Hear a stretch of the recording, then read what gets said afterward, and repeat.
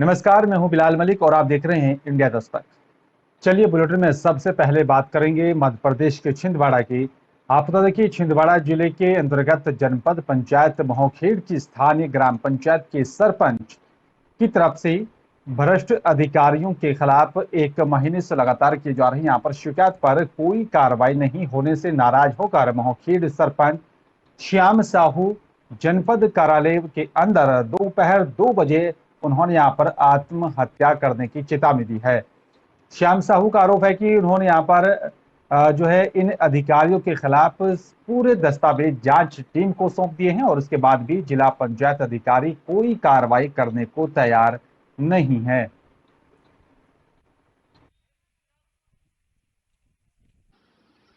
5/5/2022 को रजिस्ट्री के माध्यम से सूचना भी दी गई कि 12 तारीख तक अगर मेरे इन आरोपों की जांच कर कार्रवाई नहीं की जाती है तो मैं जनपद पंचायत कार्यालय के अंदर आत्मदाह या आत्महत्या ये करूंगा और इसकी संपूर्ण जवाबदारी जिला प्रशासन की होगी, जिला पंचायत सीओ की होगी जो ऐसे भ्रष्ट अधिकारियों को संरक्षण दे रहे हैं। और चलिए बात डिंडोरी की करेंगे। आप लोग यहाँ पर बजाग जनपद पंचायत के अंतर्गत बता दें कि यहाँ पर जो है मनरेगा के तहत यहाँ पर पुलिया का निर्माण कार्य ठेकेदार की तरफ से करवाया जा रहा है और आपको बता दें कि यहाँ पर फ्लोरी मशीन के माध्यम से यहाँ पर इससे पूरे निर्माण को किया जा रहा है। स्थानीय मजदूरों और साथ ही यहाँ पर प्रवासी मजदूरों के हितों को ध्यान में रखकर जनपद बजाग के सिगार सत्ती पंचायत में बड़े पैमाने पर सरकार की तरफ से मनरेगा के तहत यहाँ पर अनेकों योजनाएं खेत, सड़क, पुल, स्टॉप डैम सहित यहाँ पर अन्य योजना चलाई जा रही हैं ताकि यहाँ पर मजदूरों को स्थानीय स्तर पर रोजगार मिल सके और उन्हें आर्थिक संकट से जूझना ना पड़े। लेकिन यहाँ पर ऐसा नहीं हो रहा है। आप बता दें कि यहाँ पर जवाबदार लोग यहाँ पर मजदूरों से निर्माण ना कराकर यहाँ पर फ्लोरी मशीन के माध्यम से निर्माण कार्य करवा रहे हैं, लेकिन आप बता दें कि जिम्मेदार अधिकारी इस तरफ कोई ध्यान देने को तैयार नहीं है। ये अनुचित है, गलत है। शासन की योजना है कि हम जितना से ज़्यादा हो सके मजदूरों को मजदूरी दें, पलायन रुकेगा, इससे पलायन ना हो। इस दृष्टि को देखते हुए मध्य प्रदेश शासन या केंद्र शासित जो प्रदेश है अपना मध्य प्रदेश रोजगार गारंटी योजना स्कीम किया है जिसमें ज़्यादा से ज़्यादा लेबरों को काम दे, पलायन रुकेगा। इस दृष्टि को देखते हुए मशीन से जो काम किया जा रहा है ये अनुचित है। कानूनी कार्रवाई इस पर सख्त से सख्त की जाए और मशीन बंद करवा दी जाए। उसमें यही दिक्कत है कि लेबर नहीं लगाते हैं भाई। किस चीज से काम करवाया जा रहा है? मजदूरी नहीं मिल रहा है।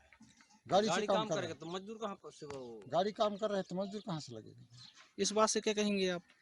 हम तो यही बोलना है कि मजदूर लगना चाहिए, है ना? मजदूर ने कुछ मजदूर मिलना चाहिए थोड़ा बहुत तो भाई कम से कम गांव के आए तो 2-4 दिन तो।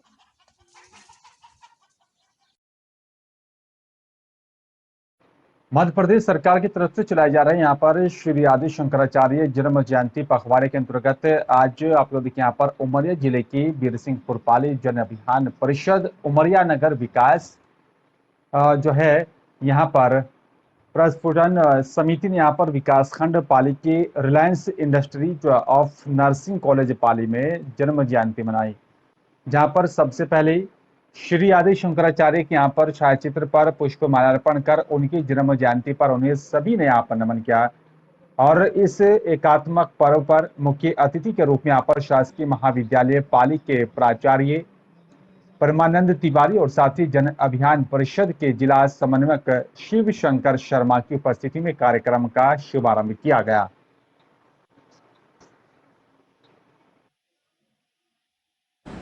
आदि शंकराचार्य जी के जीवन परिचय और उनके एकात्म सिद्धांत को समाज के बीच में नीचे तक ले जाना, क्योंकि हमारे राष्ट्र को जो बीच में धार्मिक विसंगतियों के कारण या और भी सामाजिक जो बिखरा हुआ था उसके कारण टूटा था, तो आदि शंकराचार्य जी के द्वारा ही इस पूरे राष्ट्र को एक मत किया गया था, जोड़ने का प्रयास किया गया था और चारों धामों की स्थापना की गई थी।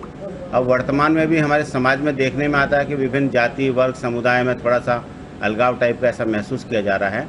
तो 6 मई से आदि शंकराचार्य जी के जन्म दिवस के अवसर से इसको एक पखवाड़े के रूप में मनाने, एक एकात्म पर्व के रूप में मनाने का प्रयास किया गया है शासन द्वारा। मध्य प्रदेश शासन द्वारा जो आदि शंकराचार्य जी के जयंती के अवसर पर पखवाड़ा चल रहा है, उसके उपलक्ष्य में आज मध्य प्रदेश जन अभियान द्वारा व नगर विकास प्रस्फुटन समिति पाली के द्वारा आज Reliance Institute of nursing Birsinghpur Pali में यह कार्यक्रम आयोजित किया गया है। इसके माध्यम से लोगों में जागरूकता लाना, आदि शंकराचार्य जी के विचारों को जन जन तक पहुंचाना कि किस तरीके से हमारा सत्य सनातन धर्म श्रेष्ठ है और उसके आधार पर हम चलते हुए अपने जीवन यापन बहुत अच्छे तरीके से कर सकते हैं। इस देश में कोरोना के मामलों में लगातार गिरावट देखी जा रही है। स्वास्थ्य मंत्रालय ने बताया कि यहाँ पर बीते 24 घंटे में कोरोना संक्रमण के 2,827 मामले सामने आए और इसके अलावा 3,230 लोग ठीक हो चुके हैं। हालांकि इस दौरान 24 लोगों की मौत भी हुई है। एक्टिव केस भी यहाँ पर लगातार कम हो रहे हैं। एक्टिव केस घटकर अब 19,067 हो गए हैं। बीते 24 घंटों में कोरोना के 427 सक्रिय मरीज कम हुए। कोरोना वायरस के 24 लोगों की मौत भी हुई है। मृतकों में यहाँ पर 17 लोग केरल, 2 उत्तर प्रदेश और दिल्ली, हरियाणा, हिमाचल प्रदेश, झारखंड और महाराष्ट्र से एक एक व्यक्ति शामिल है। मंत्रालय ने बताया कि यहाँ पर मृतकों का आंकड़ा 5,24,181 पहुंच गया है। कोरोना से सबसे ज्यादा मौत महाराष्ट्र में हुई है और महाराष्ट्र में अब तक कोविड के कारण 1,47,850, केरल में 69,342, कर्नाटक में 40,105, तमिलनाडु में 38,025 और दिल्ली में 26,184, यूपी में 23,513 और साथ ही पश्चिम बंगाल में 21,203 लोगों की मौत हो चुकी है।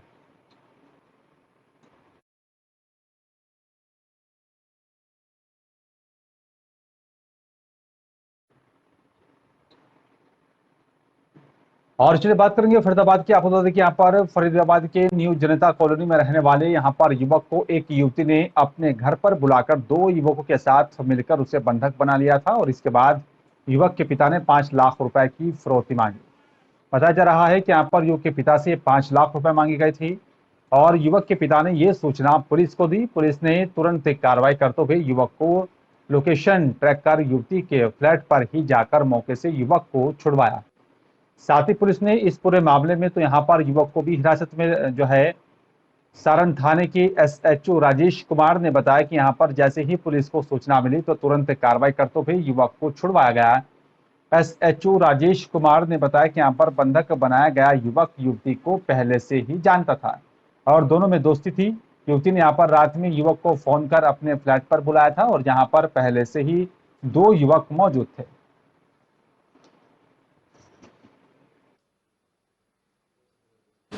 दिनांक 9/5/2022 की बात है। दोपहर 2 से 2:30-3 बजे के करीब खेड़ीपुर थाने के क्षेत्र में एक फ्लैट है और फ्लैट में एक लड़की ने, कोई कमल सलूजा नाम का लड़का है, उसके पास कॉल की। उनकी पहले दोस्ती थी आज से 20-25 दिन पहले, जैसा कि उसने बताया है। तो दोस्ती के कारण उससे से बात की तो उसने फ़ोन करके बुलाया था लड़की ने, और जब वो लड़की ने वहाँ बुलाया फ्लैट में तो फ्लैट में पहले ही 2-3 लड़के मौजूद थे और इन्वॉल्वमेंट अभी कहा नहीं जा सकता कि उसकी मम्मी की भी है, लेकिन नाम सामने आ रहा है कोई शीला नाम की है, तो अभी डिस्क्लोज नहीं हुआ है।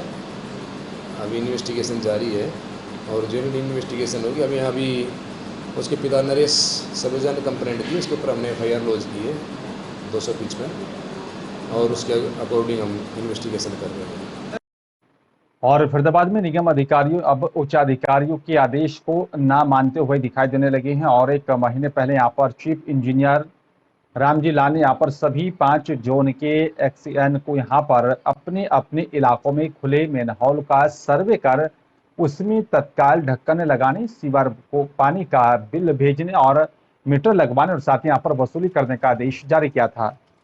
हैरानी की बात यह है कि यहाँ पर किसी भी XN ने यहाँ पर उन मुद्दों पर कोई भी काम नहीं किया और अभी भी दर्जनों स्थानों पर सीवर के यहाँ पर मेन होल खुले पड़े हैं। अधिकारियों की इस लापरवाही पर सख्ती बरतते हुए चीफ इंजीनियर ने यहाँ पर सभी को कारण बताओ नोटिस जारी कर 3 दिन में जवाब फाइल करने को कहा है। इसके बाद अगर किसी यहाँ पर मेन हॉल में यहाँ पर कोई दुर्घटना हुई तो संबंधित क्षेत्र के यहाँ पर जेई, एसडी और साथ ही एक्सीएन के खिलाफ एफआईआर दर्ज कर कार्रवाई की जाएगी।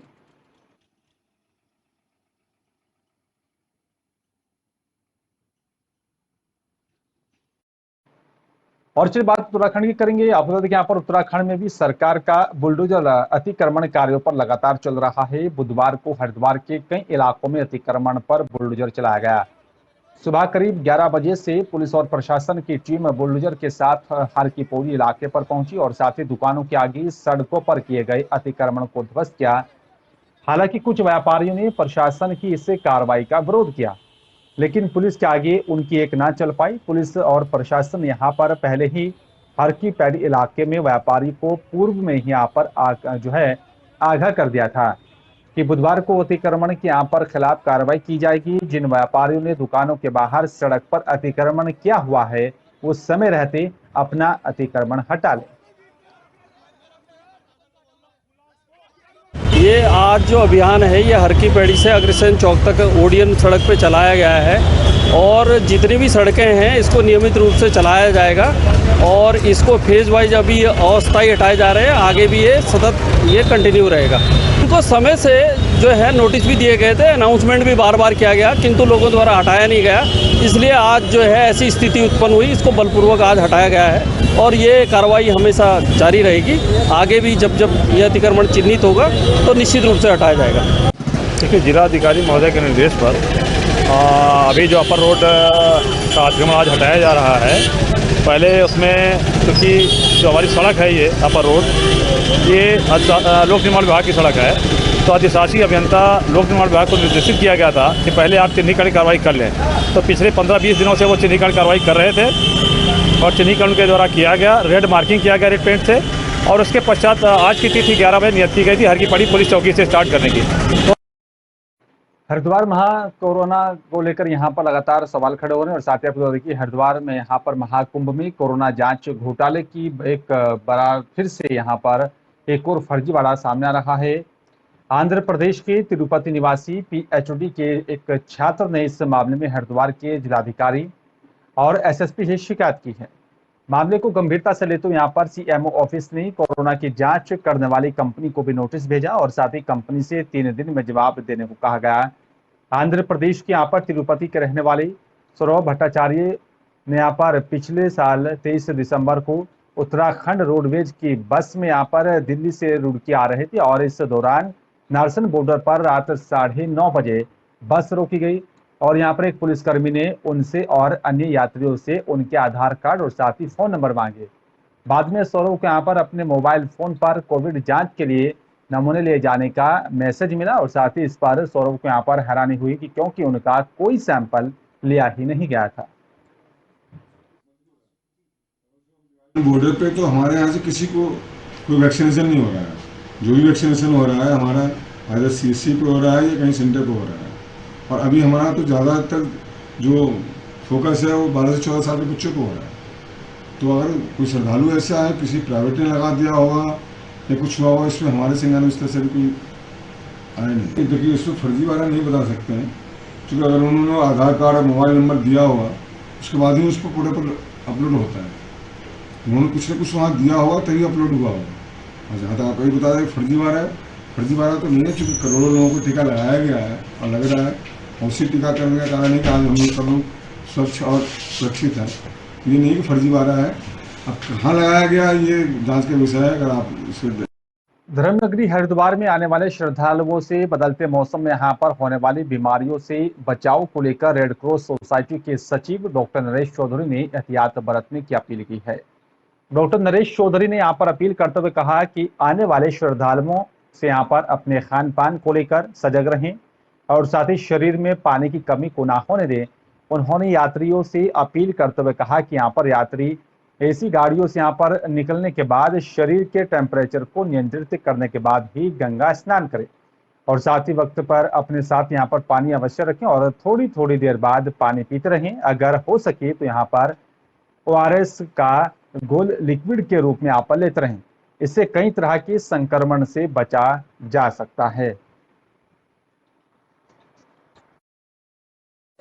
देखिए, जिस तरह से अभी ये मौसम चल रहा है और गर्मी पीक पे है, टेम्परेचर बहुत ज़्यादा है, तो उसमें यही है कि जब गर्मी में यात्री भी काफ़ी आ रहा है तो उसमें अगर आप पानी की कमी हो जाती है और पसीना खूब आता है और पानी की कमी की वजह से लूज मोशंस और इस तरह की दिक्कतें मौसम में आती है और वायरल भी आ जाता है, फीवर टेम्परेचर भी होता है। तो उसमें यही है कि आप इस तरह से अब गर्मी से बचें और